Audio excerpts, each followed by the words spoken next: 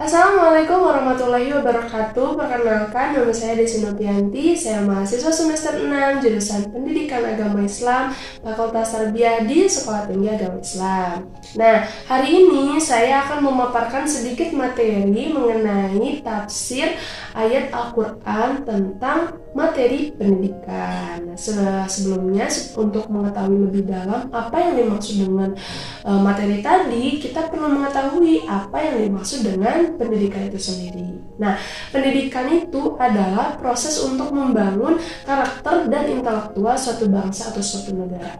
Bahkan suatu negara bisa dikatakan maju apabila dilihat dari keberhasilan pendidikannya itu sendiri. Nah, tujuan dari adanya pendidikan itu adalah untuk membentuk insan kamil yang tentunya bermanfaat di lingkungannya. Kemudian kalau kita membahas mengenai pendidikan, berarti ada sesuatu yang diajarkan kepada peserta didiknya nih. Nah, sesuatu yang diajarkan itu disebut dengan materi pendidikan. Jadi, materi pendidikan itu adalah bahan ajar yang diberikan oleh pendidik kepada peserta didik. Kita bilangnya begitu ya, pada peserta didik. Baik di lingkungan formal seperti di lingkungan sekolah atau di lingkungan non formal, berarti di lembaga kursus atau di lingkungan informal seperti di lingkungan keluarga dan di lingkungan masyarakat. Nah, keberadaan materi pendidikan ini selain sebagai bahan ajar juga sebagai acuan untuk mencapai tujuan yang sudah ditentukan. Nah, dalam hal ini kita bahas pendidikan Islam nih, sehingga tujuannya yaitu mewujudkan manusia yang sempurna, yaitu manusia yang bisa mendapatkan kebahagiaan di dunia dan di akhirat. Oke, selanjutnya kita akan membahas mengenai materi ini lebih dalam, dari definisi tentang materi pendidikan. Kemudian yang kedua kita akan membahas ayat-ayat Al-Quran apa saja yang membahas mengenai materi pendidikan. Nah, selanjutnya mengenai materi apa sih yang akan dibahas oleh saya. Yang pertama adalah mengenai pendidikan jasmani atau disebut juga dengan tarbiyah jismiyah. Kemudian, yang kedua ada pendidikan kerohanian atau tarbiyah ruhiyah. Kemudian yang ketiga ada pendidikan kecerdasan. Nah, ini berarti berkaitan dengan akal atau pemikiran, disebut dengan tarbiyah akliyah. Dan yang terakhir adalah pendidikan sosial atau tarbiyah ijtimaiyah. Jadi lebih kepada hubungan kita baik dengan masyarakat dan dengan pemerintah atau dan lain sebagainya. Nah, yang pertama mengenai pendidikan jasmani atau pendidikan jismiyah. Pendidikan jismiyah, apa sih sebetulnya yang dimaksud dengan pendidikan jismiyah itu? Nah, yang dimaksud dengan pendidikan jismiyah atau jasmani ini adalah segala bentuk bimbingan dan pendidikan ini bertujuan untuk menyehatkan dan menguatkan tubuh agar fisik kita itu tumbuh dengan sempurna. Jadi ini lebih berkaitan kepada badan kita, lebih kepada kesehatan. Nah, materi ini dimaksudkan agar manusia itu mampu menghadapi kesulitan dan tantangan menuju kesempurnaan hidup gitu. Jadi karena kan untuk kesempurnaan hidup itu yang tentunya membutuhkan tenaga, kekuatan dan kesehatan pastinya, agar tidak mengkhawatirkan baik dari segi tubuh maupun kesejahteraan. Nah, adapun materinya, yang pertama ada banyak sekali materi, tapi saya ambil beberapa contoh saja. Yang pertama dari Quran Surat Al-Baqarah ayat 233 yang berbunyi A'udzubillahi minasyaitonirrajim. Bismillahirrahmanirrahim. Walwalidatu yuradina auladahunna haulaini kamilaini liman arada ayyutimman rodo'ah. Sadaqallahul azim. Yang artinya, Dan ibu-ibu hendaklah menyusui anak-anaknya selama 2 tahun penuh bagi yang ingin menyusui secara sempurna. Nah, pada ayat ini dijelaskan materi gitu tentang gizi yang diperoleh oleh anak usia yang masih menyusui gitu ya kepada ibunya. Nah, bagi mereka yang ingin menyusui secara sempurna berarti anaknya itu selama 2 tahun penuh. Nah, ini berkaitan dengan gizi itu sangat berkaitan dengan tubuh dan atau pendidikan jasmani. Selanjutnya, contoh yang kedua yang saya ambil ayat kedua yaitu Quran Surat Al-Syu'ara, yaitu ayat 80 yang artinya apabila aku sakit dialah yang menyembuhkan aku. Nah, ini materi pada ayat ini mengenai kesehatan. Jadi sebetulnya Al-Quran itu sudah include di dalam itu tentang materi-materi yang bisa kita jadikan sebagai referensi ketika belajar atau materi pembelajaran harus ya. Nah, selanjutnya ada ada pendidikan kerohanian atau tarbiyah ruhiyah. Nah, apa sih yang dimaksud dengan pendidikan kerohanian itu?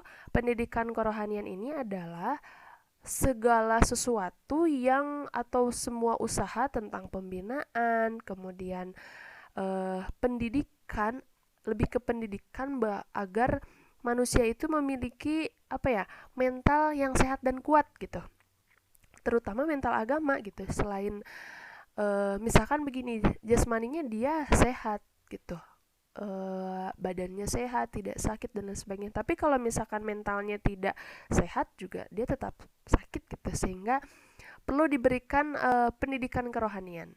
Maka dari itu di sini saya mengambil 3 buah ayat, mengambil di sini 3, kemudian ini 2, ada 5 ayat. Ini salah satunya pada Quran Surat Luqman ayat 12 yang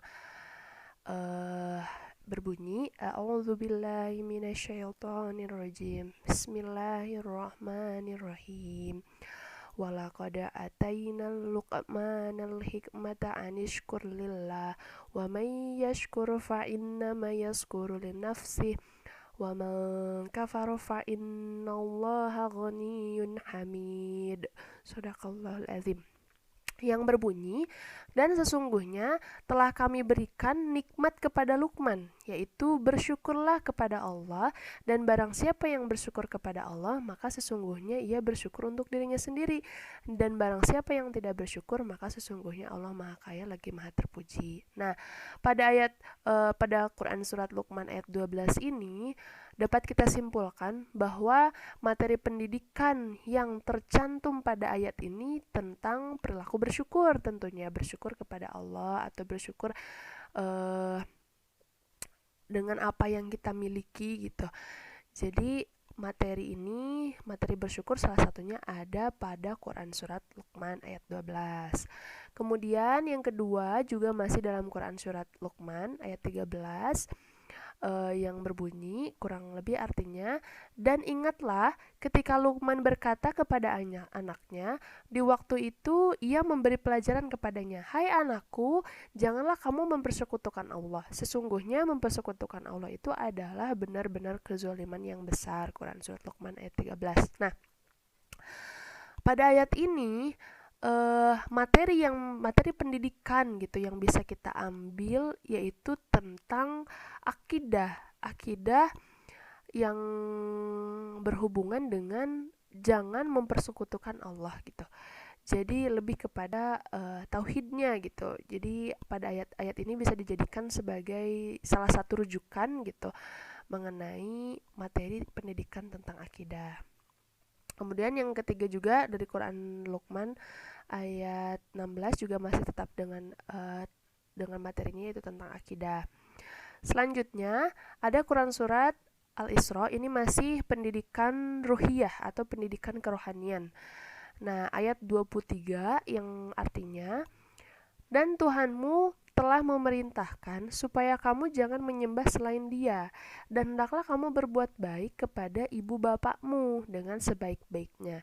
Jika salah seorang di antara keduanya atau keduanya sampai berumur lanjut dan dalam pemeliharaanmu, maka sekali-kali janganlah kamu mengatakan kepada keduanya perkataan "ah", dan janganlah kamu membentak mereka dan ucapkanlah kepada mereka perkataan yang mulia. Nah, materi yang kita ambil dari ayat ini, atau misalkan kita simpulkan mengenai ayat ini, bahwa materi yang tercantum pada Al-Quran ini atau Al-Quran surat Al-Isra ayat 23 itu adalah yang pertama, ada tauhidnya, yaitu jangan menyembah selain Dia, berarti kepada Allah, jangan menyembah selain kepada Allah.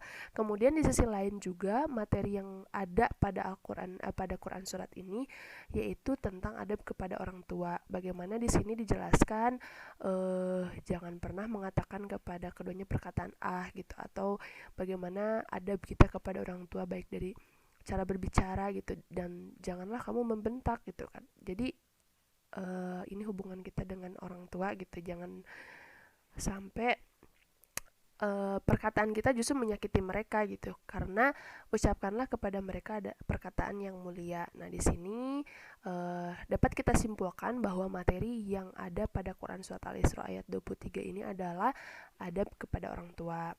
Kemudian selanjutnya ada Quran surat Al-Baqarah ayat 43. A'udzu billahi minasyaitonir rajim. Bismillahirrahmanirrahim. Wa aqimus sholata wa atuz zakata wa arka'u ma'ar raki'in. Di sini materi yang saya simpulkan dari ayat ini yaitu tentang zakat dan sholat gitu, karena artinya kan dan laksanakanlah sholat, tunaikanlah zakat, dan rukunlah bersama orang-orang yang ruku. Jadi pada ayat ini dapat kita ambil gitu ya materi pendidikannya, yaitu pendidikan tentang sholat dan pendidikan tentang zakat. Nah, selanjutnya ada pendidikan kecerdasan atau tarbiyah akliyah, di mana pendidikan kecerdasan ini berhubungan dengan akal atau berhubungan dengan pemikiran seseorang gitu. Nah, saya ambil contoh di sini. Yang pertama adalah membaca dan menulis. Nah, wahyu pertama yang Allah turunkan kepada Nabi Muhammad SAW melalui malaikat Jibril itu kan ada tentang membaca dan menulis ya, dalam Quran surat Al-Alaq ayat 1-5 gitu.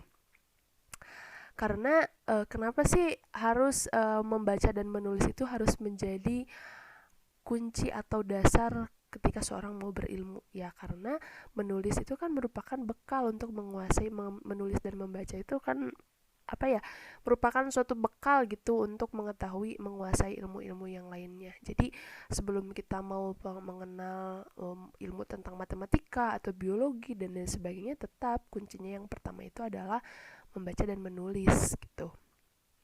Nah, selanjutnya yang kedua itu adalah bidang matematika. Di dalam Al-Quran meskipun tidak secara jelas atau secara sharih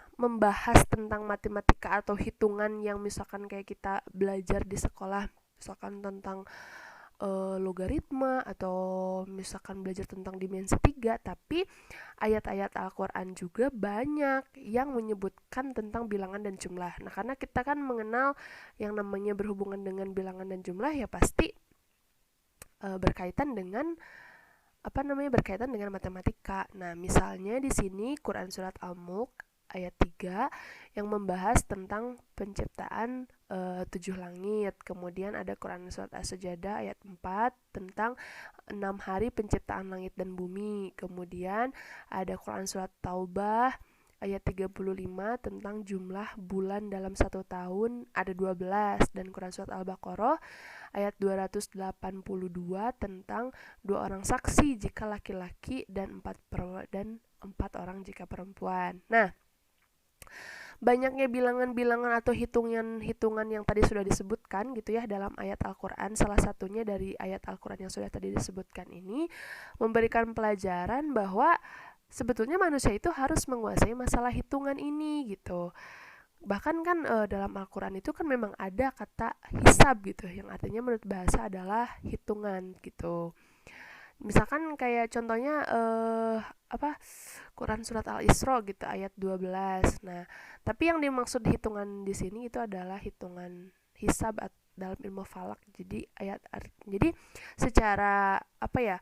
Secara garis besar kita simpulkan bahwa materi pendidikan matematika ini jelas harus ada karena memang secara tidak langsung gitu ayat-ayat di sini menunjukkan bahwa manusia itu harus menguasai masalah untuk hitungan. Nah, selanjutnya ada biologi. Materinya itu tentang materi pendidikan tentang biologi.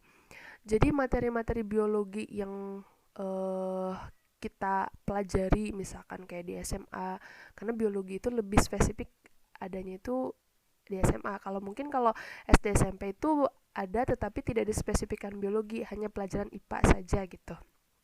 Nah, biologi itu kan merupakan salah satu bidang ilmu pengetahuan yang mempelajari tentang perkembangan dan pertumbuhan makhluk hidup gitu. Jadi di biologi ini lebih spesifik kepada makhluk hidupnya gitu.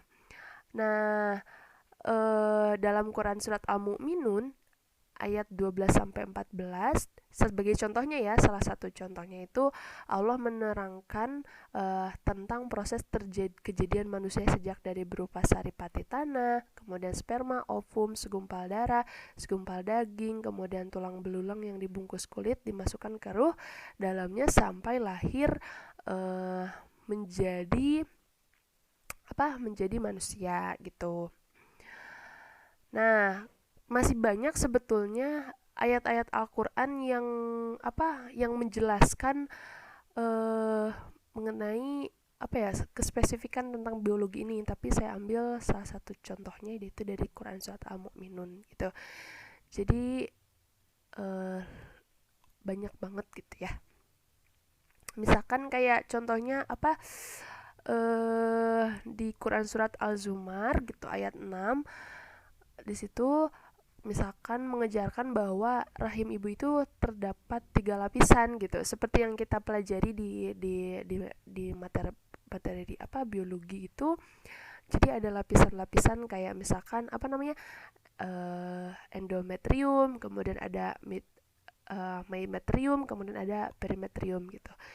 Jadi ada ternyata memang dalam Al-Quran, dan gitu yang kita pelajari itu sebetulnya memang ada dalam Al-Quran. Jadi Al-Quran itu menjadi sumber materi pendidikan gitu. Nah, selanjutnya ada fisika. Materi fisika. Materi fisika ini salah satu cabang ilmu pengetahuan Allah yang mendorong manusia untuk mempelajari untuk guna kesejahteraan hidupnya gitu. Nah, sebagai contohnya saya ambil salah satu ayat dari Quran surat An-Anbiya ayat 30 yang artinya, dan apakah orang-orang kafir tidak mengetahui bahwa langit dan bumi keduanya dahulunya menyatu, kemudian kami pisahkan antara keduanya dan kami jadikan segala sesuatu yang hidup berasal dari air, maka mengapa mereka tidak beriman gitu. Jadi dulu itu langit dan bumi itu kan menyatu gitu, kemudian dipisahkan. Kemudian ada bidang kimia. Nah, bidang ilmu kimia ini lebih kepada mempelajari tentang struktur penyusun makhluk hidup, tapi enggak struktur penyusun makhluk hidup gitu, lebih kepada misalkan kayak kalau misalkan biologi kan lebih kepada anatomi tubuhnya misalkan, sedangkan kalau kimia itu struktur penyusun di dalam tubuh seseorang itu gitu. Nah, sebagai contohnya ini tidak dicantumkan contoh ayatnya, yaitu kurang lebih artinya, dan dari buah-buahan kurma dan anggur mereka ada yang membuatnya menjadi minuman keras dan ada yang menjadikannya rezeki yang baik gitu. Nah, jadi dan ini dari proses perubahan dari bentuk kurma dan anggur menjadi minuman keras, ini terjadi peristiwa gitu, namanya itu peristiwa kimiawi. Nah, jadi ternyata memang ini materi-materi itu sudah ada gitu dalam Al-Quran gitu. Nah, ayat lain tentang kimia ini adalah misalkan Quran surat Al-Furqan ayat 53, kemudian nah, ini dia tuh menjelaskan tentang adanya air laut asin dan air laut yang tawar. Hampir tidak ada air laut yang tawar. Hal ini merupakan tantangan bagi ahli kimia gitu ya untuk membuktikan kenapa tentang penyebab ketawaran itu. Mungkin kalau misalkan seandainya gitu semua eh semua yang apa semua air yang tersedia di bumi ini asin, mungkin sekarang banyak orang yang sedang melakukan proses apa namanya kristalisasi ya, merekristalisasi gitu untuk memisahkan air air yang tawar memisahkan air garam tadi kan asin ya, jadi untuk memisahkan air sendiri dengan eh, garamnya gitu. Kemudian ada ilmu astronomi. Nah, kalau ilmu astronomi ini berhubungan dengan kehidupan-kehidupan luar angkasa gitu. Jadi lebih spesifik mempelajari tentang planet, kemudian pokoknya tata surya dibahas dalam ilmu astronomi gitu. Di sini saya ambil surat, kurang lebih artinya dia memasukkan malam ke dalam siang dan memasukkan siang ke dalam malam dan menundukkan matahari dan bulan, masing-masing berjalan menurut waktu yang telah ditentukan. Jadi Maha suci Allah dengan maha besar Allah yang menciptakan siang dan malam gitu. Tadi kita sudah membahas tentang astronomi ya. Selanjutnya saya akan membahas yang ketujuh nih, tentang ilmu falak.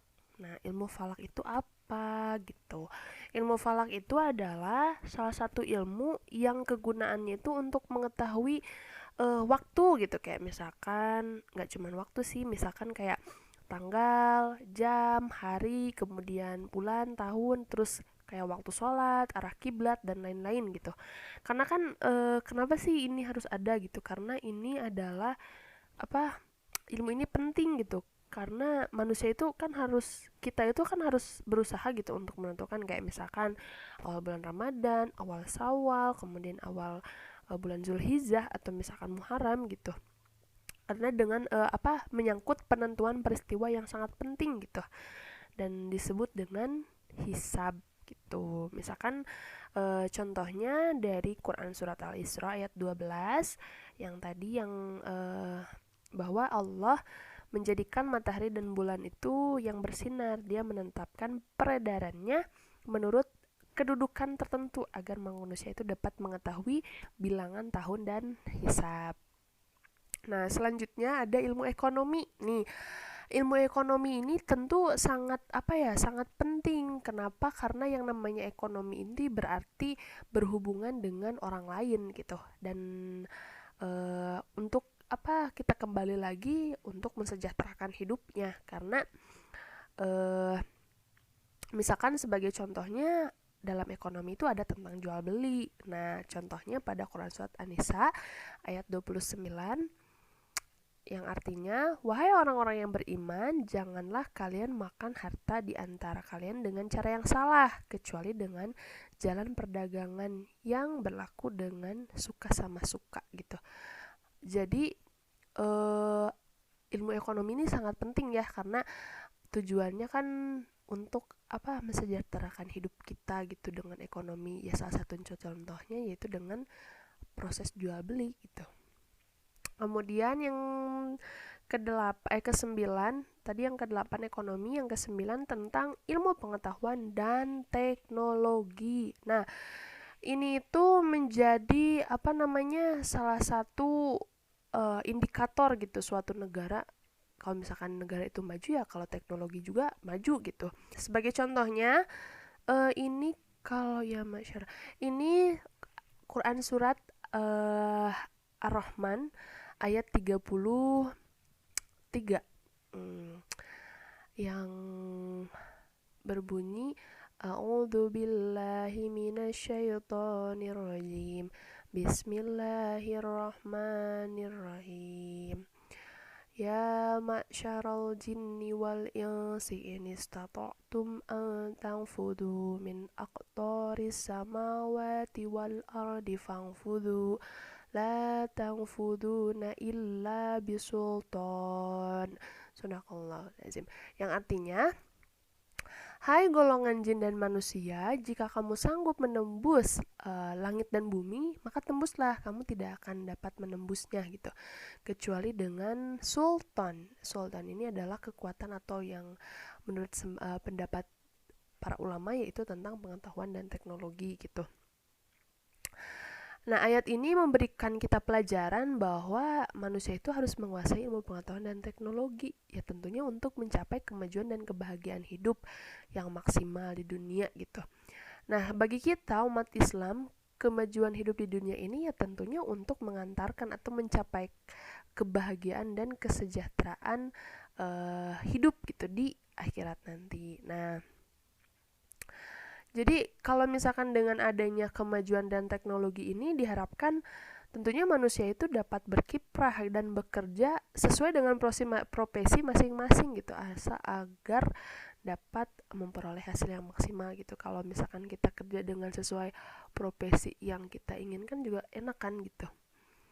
Nah, selanjutnya nih yang terakhir ada pendidikan ijtimaiyah atau pendidikan kemasyarakatan, di mana ini kepemimpinan gitu. Yang pertama adalah kepemimpinan. Nah, Allah Subhanahu wa taala itu mengajarkan kepada kita agar kita itu taat kepada pemimpin. Nah, pemimpin tertinggi itu kan adalah Allah, kemudian Rasul, kemudian manusia, misalnya orang tua, suami, misalkan yang sudah yang sudah menikah gitu ya, presiden, direktur, kalau misalnya tempat kerja, ketua, guru, pengurus, dan lain sebagainya. Nah, kalau misalkan DPR, MPR, dan MA itu pemimpin bukan? Ya, itu juga pemimpin gitu. Tapi dalam suatu suatu instansi gitu yang diserahi untuk mengatur urusan umat gitu. Kemudian selanjutnya ada pendidikan pernikahan, nih munakahat. Munakahat itu pernikahan juga diajarkan oleh Allah Subhanahu wa taala dalam Al-Qur'an untuk melestarikan kehidupan manusia gitu dan untuk menjaga kemuliaan dan kehormatan derajat manusia serta menyempurnakan kebahagiaan hidup manusia. Contohnya itu disebutkan dalam Quran surat Rum. Di situ tentang pernikahan, misalkan ayat 21. Kemudian Quran surat An-Nisa gitu ayat 3 tentang pernikahan. Nah, kemudian ada lagi nih, misalkan Quran surat An-Nisa ayat 11 tentang pembagian harta waris yang telah diatur secara rinci oleh Allah dalam ayat tersebut. Jadi mengingatkan manusia itu dengan sifatnya yang sangat mencintai harta gitu kan, agar tidak terjadi persengketaan gitu, jadi teriweh gitunya, saling menuntut misalkan sampai ke pengadilan menuntut harta atau bahkan lebih parahnya lagi sampai membunuh gitu. Nah, ini diatur dalam Quran surat tadi An-Nisa ayat 11. Ini tentang harta mewaris gitu ya. Kemudian yang ketiga ada kesetaraan gender. Allah itu kan maha adil ya, menciptakan segala manusia itu tentunya dengan penuh keadilan juga gitu, termasuk laki-laki dan perempuan. Jadi yang ada kesetaraan lah gitu, adil, jadi tidak membeda-bedakan kamu mah misalkan laki-laki harus lebih dulu gitu, misalkan gitu ya. Tapi dalam Quran surat At-Taubah ayat 70 di sini dinyatakan, jadi yang orang-orang mukmin laki-laki dan perempuan itu adalah pemimpin bagi sebagian yang lain gitu. Jadi tidak ada ketentuan laki-laki atau perempuan, berarti tergantung kemampuan dan kecakapan dalam pemimpinnya. Tapi sekali lagi tetap yang menjadi imam itu harus laki-laki gitu. Karena kebayang kalau perempuan, jadi perempuan itu kan lebih mengandalkan lebih mengandalkan hati gitu dibandingkan, sedangkan laki-laki itu lebih yang main itu adalah otaknya gitu. Nah, selanjutnya ada hubungan sosial. Nih, di hubungan sosial ini Allah juga mengajarkan tentang hubungan sosial di masyarakat agar hidup kita itu berjalan tenang, tentram, dan harmonis gitu. Misalkan dalam Quran Surat Al-Imran ayat 134, jadi manusia itu suka menafkahkan hartanya kepada sesama, mampu menahan marah, dan memaafkan kesalahan manusia. Jadi ini nih hubungan sosial itu ya berarti hubungan antara manusia dengan manusia dan lain manusia dengan alam, kemudian termasuk dengan uh, yang lainnya deh gitu. Nah mungkin uh, itu yang dapat saya paparkan pada materi ini. Mohon maaf apabila selama penyampaian materi ini terkesan terburu-buru, kemudian ada yang kurang dipahami karena memang mohon maaf sekali lagi, ini adalah keterbatasan pengetahuan saya. Nah, sebagai kesimpulannya bahwa Al-Quran itu menjadi sumber dari segala materi. Jadi materi apapun yang hari ini kita pelajari itu ya sumbernya adalah Al-Quran gitu. Dan dimana Al-Quran ini juga sangat berperan dalam proses pembangunan karakter dan intelektual suatu bangsa gitu. Jadi yang akhirnya nanti tujuan pendidikan itu adalah membangun atau mewujudkan manusia yang insan kamil, atau mereka yang bisa bermanfaat di lingkungan, minimal di lingkungan sekitar gitu.